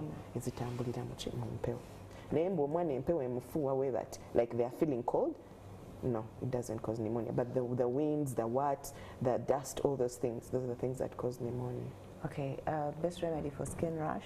Kati, skin rash is of very many different types. Omwana ayinza obanga alina bacterial skin rash, ayinza okubanga alina fungal, ayinza obanga alina na allergy. That is just heat rash. Oba heat rash, bana diaper rash, abana zibafuna. That is why chenkugamba, don't get information from anyone. Ojja genda ofune bu cream, tebugenda kukolera ku mwana. Why? Because probably whatever rash they have is coming from the body, systemic body. Musai, kawuka kali musai ne kakozinga rash ekyo tuyita scarlet fever era omwana oyo aba yeetaaga antibiotic ayinza obanga alina fungal infection yo nga yeetaaga tube yaki ya antifungal ayinza okuba nga alina viral rash nga teyo teyina kye yeetaaga okitegeera kujjako okumuweweeza ku itching nga bagenda muwa ka tube just for itching so ezo rash oba olina ogenda ne bakola ki ne bamulaba mu ddwaliro ne bakola ki ne bamuwa obujjanjabi. Okay. Kule Barak from Kasisagama, my child always experiences difficult breathing at night. Sometimes she makes, sometimes she may take to breathing. She may take long to breathe until she wakes up. She may take long to breathe. Constantly coughing from 1 month to another. She's now 11 months. They have carried out samples of all types of cough. All are negative. What could be the problem? Kati omwana ngoyo number 1 ebiseera ebisinga ojjukira ki kye nagambye ekya tonsils kireeta kituyita sleep apnea nti asirikamu mu kussa n'alyoka akulole nnyo because the airway was at some point closed. That is why most cases for such children tubagamba we refer them to an ENT surgeon. So I'll prefer you to go and see an ENT surgeon or first go and see a pediatrician if it is something much more serious. Nga bakebedde oba alina tonsillitis oba alina something ayinza obbanga ennyindo waliwo obugumba buyinza obbanga buki bufunda kuba abantu abamu babazaala nga bufunda ayinza okuba nga there is something here what we call the larynx nga nako kakulangeri so they need to go and do these tests not just blood tests but also they examine the child so I'll prefer they go and see a pediatrician or an ENT surgeon abagamba exactly what they need to do for their child. Okay. That's the best thing that I can do for them. My boy made 6 months on Sunday. He has cough and his temperature is on and off, but he sweats whether hot or cold. But I have Panadol syrup. Should I continue giving him? Now, fever oyo wetuba tukebera fever omwana nga azze mu ddwaliro ng'alina fever and cough ebiseera ebisinga kubanga we are in a tropical area and a malaria pandemic area ti omusujja tulina many mosquitoes esokera ddala balina okuruling out malaria eyo balina omukebe ne balina n'omuggyako omusaayi. What is causing that fever? Is it something viral? Is it something bacterial? then they will, based on that, to give them medication. So I would prefer they go to the medical center and they do what? They get medication from there. Kati oyo Panado soko ojira omulekera awo. Kuba ayinza okuba nga ne dose gy'amuwa ayinza obba nga si eyo gy'alina omuwa. Agende mu ddwaliro bamuwe eddagala ettuufu nga bakoze ne tests ezo. Agamba omwana atuuyana nnyo. Oba omusana gwaka oba mpewo nnyingi atuuyana. Kati abo ebiseera ebisinga tuba tubagira ba dermatologist. Oba mubikka nnyo. Some people naturally sweat a lot, especially if they are doing physical exercises on a daily. Drenchings and cough for more than 2 weeks and sweating for a child. Those are some of the big symptoms of tuberculosis. I'm not saying that they have tuberculosis. That's why I'm saying genda mudwaliro togenda ku bigambo by'abantu omwana bamukoleko tests, proper tests. Wabali surrounded with people abalina akafuba, that is most definitely TB. If they are not, please let they go to the hospital, bamukebere bulungi omusaayi, bakole examinations, and they tell you exactly what the problem is. Okay. Okay. My baby is 8 months, but developed swelling on the food. Like I remember food. Like pimples, and they are fluid filled. And after some time they burst and dry, and then new ones come. It has now taken like 3 months. They itch her a lot, and I always see her scratching herself. Okay, kakati you said everything. Others are usually caused by allergies. Either caused by triggers to allergies. Ayinza obba the heat, ayinza obba nga olugoye lw'omwambazizza oba olupya oba sabbuuni gw'okosezza nga mupya. So you need to look out for that one thing that you have been using kye wali totukozesa before, and you stop it. Then itching oyo waba nga yeeyongedde, genda mu ddwaliro balabe ka rash ako what exactly it is, because I think it's actually mostly allergic. Kuba busting and itching and bugenda, that's how usually some allergic rashes usually be. They keep recurring. And they keep recurring. They go and come. Kati gwe kyokola prevent what is triggering them. Clothes, new soap, new clothes, new, bizigo, ebintu ng'ebyo. But tomorrow gonna shopping at Abana. Is it dangerous? Engeri gye baterekamu ezo engoye naddala ez'endiboota waliwo zi chemicals ebakubamu gwe tolabanga engoye z'emivumba they smell a certain type of way. Have you realized? Kati it's best you go and wash your clothes. Kotomanyi gye biva babadde babitya byonna. Don't wear clothes before you kuyinza n'okubanga ngenda n'endowooza oba empya ate zirina more dangerous because they are chemicals straight from the factory. Well, I do not know. Naye it's best olugoye n'olwoza nga tonnaba kulwambala. Zisiiwa n'okusiiwa by the way. My baby got infection at birth like Yamida, and was admitted to nursery for 3 days, and we were told that he was treated and went home, but he couldn't breathe well. Even breastfeeding, the milk could come back through his nose, and went back to hospital after 2 weeks. And by then they admitted us for almost a week that he had infection. So could it be that he got that infection at birth? Kakati ezo gituyita okumira aspiration. Omwana nwabanga oba bamuzadde leeta omama afunye obuzibu omwana n'amira oyisa ayinza omira contents z'omu lubuto oba n'amira anti abaana bwe baba nga beewo mu lubuto nga tebamumanyi n'okwekolera pupu mu lubuto kati n'agamira kati ebiseera ebisinga okwokumira it's basically aspiration.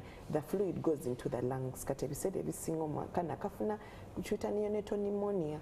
Kati neonatal pneumonia gwe bajjanjaba mu ddwaliro naye kati kino kyalina kino omwana alina emyaka emeka?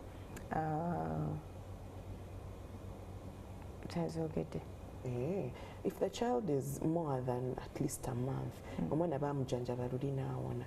This is something that is new. Era balina okugenda ebyo byagamba mbono that the child breastfeeds amata ne bagadda mu nnyindo.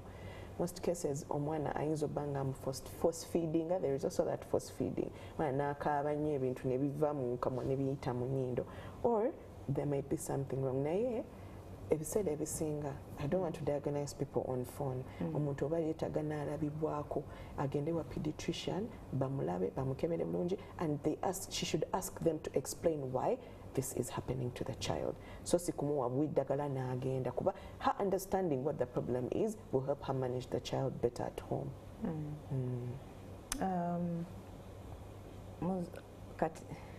Muzukulu wange alina problem y'olubuto lumuluma n'omutwe kat 7 years bamututte mu buli musawo w'abaana mu Uganda talina nkyukakyuka.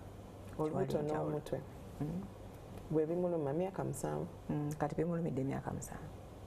Olubuto n'omutwe agenda wa buli wamu kyomanya buli musawo w'Uganda that buli wamu is subjective. She might have been going to clinics. That is why you have said headache and abdominal pain.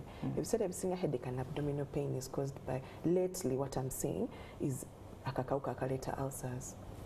Kati mwana balina omukebera comprehensively bamuggyeko stool bayinza n'omukola kye bayita endoscopy bamukole ne CT y'omutwe, because if it is as serious as she says that it has taken 7 years on a constant, that is something that is serious and it actually needs to be tackled. Again, they bamukole comprehensive tests, and I prefer they go and see a pediatrician for that. Omukugu mu baana yajja okubagamba exactly where to go and what to do. My 7-year-old daughter looks very healthy and she's very lively, really normal, but the challenge is once in a while she develops obuturututu on legs and arms. Buba spaced era butera okumusiyirira era akutakula era buwona bwokka. However, we deworm her periodically and her sibling is okay. What could be wrong with her?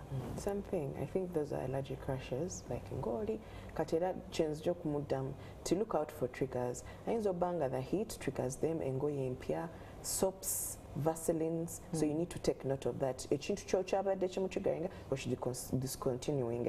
However, ogendeko ne omusawo pediatrician, you can even come to children's clinic nali omuntu tulabe what type of rash they have, and then we give you treatment. If it's single for those allergic reactions, we just give you something to soothe and you also prevent the triggers, whatever is triggering what.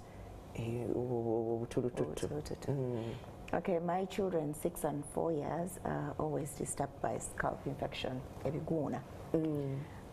Some clinician wrote for me tabs to buy for them, but I have always had that tablet. I've always heard that tablets are dangerous for children. That's the truth. What's the truth about these tablets, and what can I do about this infection? Because it's really bad. Bivamuna amasira, and they are itchy. I have been using creams, but they clear and reoccur shortly. Kati ojjukira we nagambye nti bacteria eva ku kaviiri paka ku ggumba. I think that is the problem she's having. Fine, ebiguna mu ebiri, naye ebiguna they can also be complicated with what we call folliculitis. Akalwadde kagenda, akakuka kagenda paka mu root ya kaviiri negenda nekozinga pass. Kati most cases number one bivira kukumwa viiri okukumwa ne ba sharing other baba, all those things. Kati oba inagenda wa dermatologists are then supposed to do what? Help her with those problems. Kuba omwana waba ine ebiguna bayina okustopinga, they need to stop sharing combs. They need to at least get the benzins and they separate them. Then as they are using the medication that they are getting, they agende wa dermatologist. Dermatologist is a skin specialist. Yajja okumuyamba eliminating other problem that she's having. Okay. Other conditions abasinga zenda baziba raising is the wheezing, itching in the ear, and balagants, they were told give it some time, but what something to soothe at the moment, then give it some time. After a certain period of time they'll outgrow it. Is this outgrow thing real? Yeah, especially for some conditions like asthma, children tend to outgrow them. By 10 years, 11, wabanga their asthma is not so bad, to say it in layman terms, they outgrow it. Naye, when it comes to those allergic reactions, especially because even asthma is an allergic reaction, that's what causes wheezing. Wheezing akwebagamba. Naye omwana watandikira okuwheezing naddala nga ina asthma.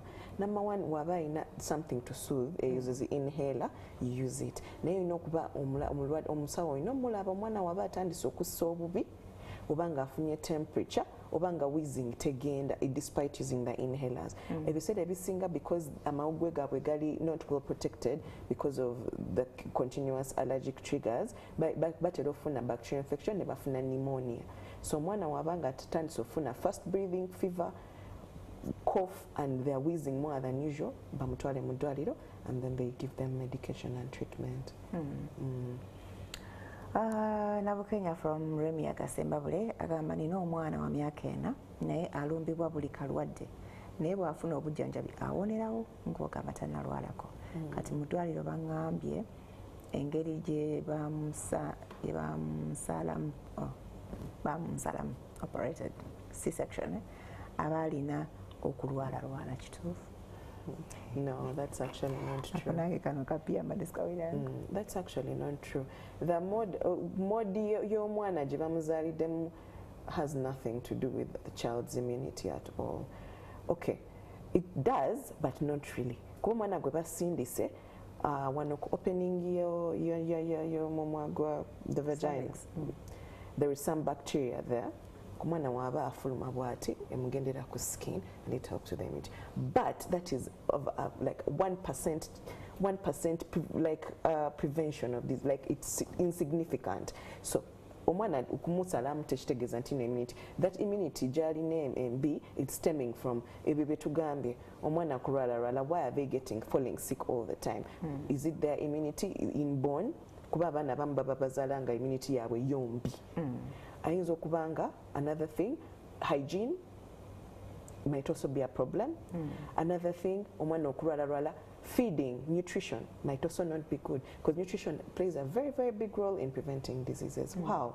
Ti omwana wabanga intaking proteins, vitamins, aba asobola okukola ki okufuna obusirikale obulwanisa omubiri, akalwadde we kajja akatakinga bulungi. Otubola abaana bali malnourished, bafuna endwadde, immunity yaabwe ebeera wansi, so they can easily get infected by diseases, TB, ebiyute, ebigundi ebitategerekeka, pneumonia, because of the low immunity due to poor nutrition. So another preventative method is good nutrition. A balanced diet for a child is very good to in preventing diseases. Okay, this one is a bit lengthy, but let's help her. My baby had diarrhea and cough. He was admitted and we put on drip for 4 days. We were given nomination capsules, Ambrodil syrup, zinc tabs, prednisone tabs, and cetirizine syrup. We were discharged on Sunday and we continued with the same medication. Right now, we have only zinc, cetirizine, and Ambrodil, but the diarrhea is still on. The challenge is he diuretes immediately after eating porridge or drinking ORS and breastfeeding. The baby is 8 months. Okay. It's Nomagati syrup. Nomagati syrup. Okay. Kindly ask the doctor for me. The baby still has diarrhea and he does it immediately after eating or drinking something. After so many drips. That long time in the hospital, omwana tawana. Kakati ebiseera ebisinga some medications, yes, omwana ayinza okuba ne diarrhea, naye waliwo eddagala erimu the antibiotics ezimu causing a diarrhea. Kati kyobola one, well, that's what I'm thinking. Then another thing, what would you tweet, what can I call it, irritable bowel syndrome. Tebeera nnyo mbaana tebabeera nnyo mbakulu naye yeeyo abaana wanywa n'afuluma. It's a hyperfunctioning gut. It may not be necessarily because of what? A bacteria. So kyaba akola asooka wemu time. Buli omwana waddukana kyemmanyi baamugamba buli kuddukana that she's supposed to take certain meals of ORS. Buli kuddukana alina okutwala a certain meal of ORS. Kati what that ORS does, it replenishes, replacing your potassium and sodium, ebibeera bigetinze lost. Kati whenever they replace them, diarrhea agenda akendeera mpola. Kati n'oyo zinc gwe bawadde, it helps to heal inside the gut. Kati whenever it heals inside the gut, or your diarrhea, because diarrhea is basically amazzi okusikibwa from the walls of the intestines and mixes with food and then goes down. Secretory diarrhea, that's most usually what children have. Kati ebiseera ebisinga kye batumukola, oyo zinc are helping her to realign the epithelium ey'omu lubuto, omwana n'akola ki? Nalekera kati continuing n'eddagala. Haba bamuwadde antibiotics agende basooke antibiotics z'okumira. Yes, mpulidde alina zinc, cetirizine, all those things. Naye addeyo aba bamuwaddeko antibiotic bagikyuse oba abuze musawo kuba antibiotics ezimu actually causing a diarrhea. Katwate eddagala etuwonya ate lituwa diarrhea. Olaba drugs are foreign things in the body. they're not supposed to be in the body, they just help the body kill all bacteria. And some of them actually have side effects. Producing, they manufacture it, they state the side effects. There's some drugs that actually have such and such a side effect. Because research in so many phases. Never about you. Bawadone dagala, diam causes a diarrhea. Bawadone dagala, ya causes a vomiting. So go chilaba mwana go, you don't get surprised. However, basobola mokolachi okumuchusiza antibiotic. So that is the case. Na de ko kudwaliro omusawa amunnyonnyole. Okay. My 8-year-old boy's penis seems really small and not growing. Tuyambe.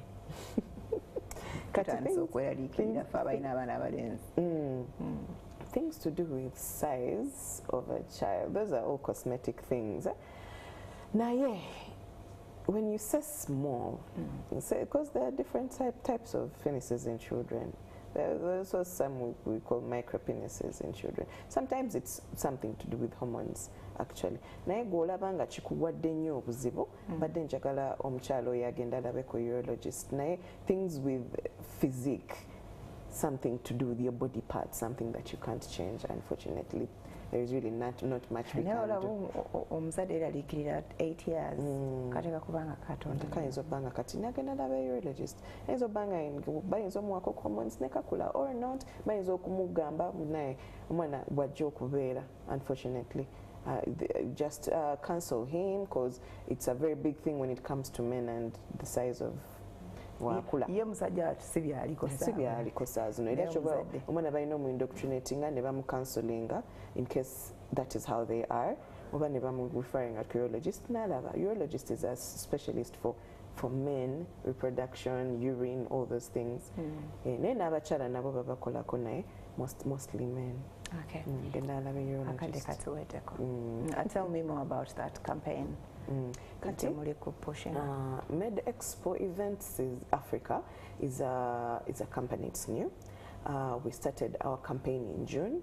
We're going to take it through 9 months till from June till the 9 months end, which will be in March. So right now to remove phase 1. Phase 1 yafe chetukola, we want to disseminate medical information to kuwa abantu information about health through social media, through TV, through ads. We have talk shows, we put them on our social media pages, people spread them out. Neku radio. But at the same time, we also want to advertise. In phase 1, we're advertising the event. The event is going to be from 7th to 9th September. Again, Akubeda ku Omasho Grounds. What is this event? This event is a medical expo event. So, mugenda kuwa mwolesa hachi? Ukwelesa, exhibiting. So, over 60 hospitals. Amarironga, Nkaga. Private. Malwalironga, ne public actually.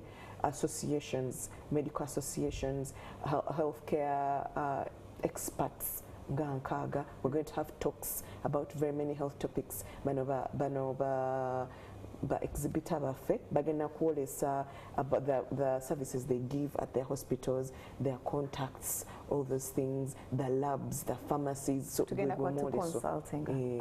Yes, consultation, even some free screening for some diseases in phase 2, sukari. So because we're having so many associations coming on board, laboratories, pharmacies, medical health institutions, so 7th schools. To 8th? 7th to 9th September at Commercial Grounds. All right. Thank you so much. We wish you the best. Because you've been sensitizing about health for 9 years now. Yes, thank you so much for being a part of this.